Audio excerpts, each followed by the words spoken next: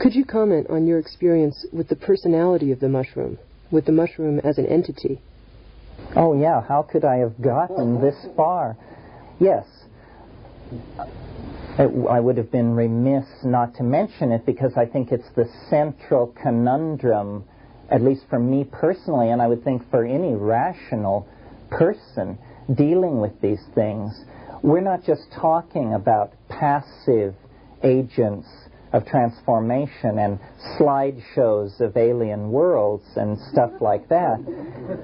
The central mystery is that the thing is animate, that there is at the center of these experiences an organized intellect, an ally, a spirit, an other, and an I-thou relationship is possible.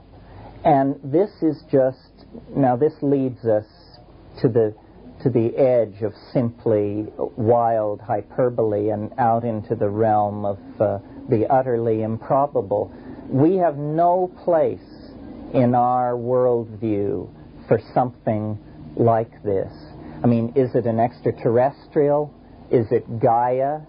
Is it, as some Jungians have said, merely autonomous fragments of the personality that have slipped from the reins of the ego's control and now return to haunt us as gnomes, kibiri, water spirits, and sylphs of the air? Well, I don't know, but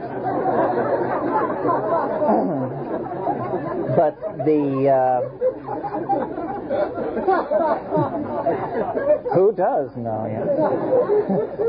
The point not to be lost sight of is that, again, this is real.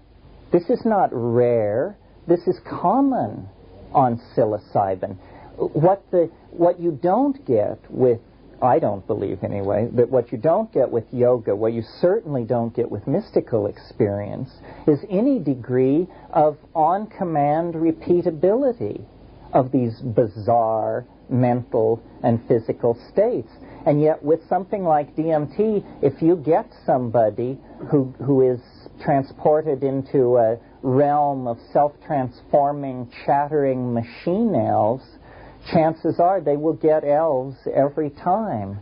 Well, imagine the impact of this on the rational mind, that you can be swept into a space where you have to entertain the possibility that, is this a UFO abduction, or am I dead, or am I just simply, God forbid, totally insane now, or what is happening? The animate intellect at the center of the experience is, I think, the greatest challenge for psychology, for historical assimilation of this phenomenon generally. Because what is it?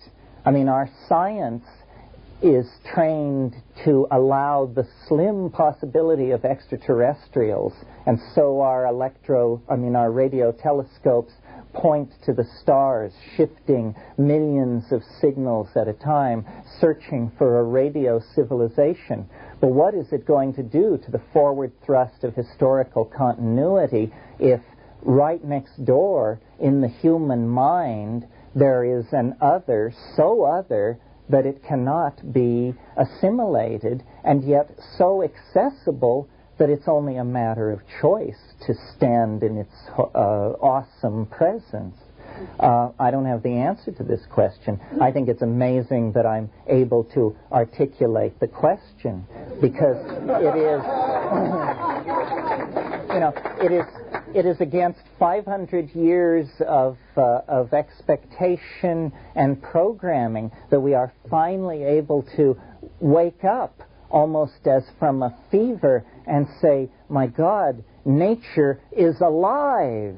It's talking to us. It's alive. No, this is not a metaphor. I am not a romantic. This is not an artistic or aesthetic stance. Nature is alive. Someone is on the line. And then, as far as who, I don't rush in to say. I mean, I'm very wary of anyone who claims to know who, because the problem seems to me one of great subtlety and depth. how can we know who is the other until we know who is the self? And perhaps one problem will cast significance on the other.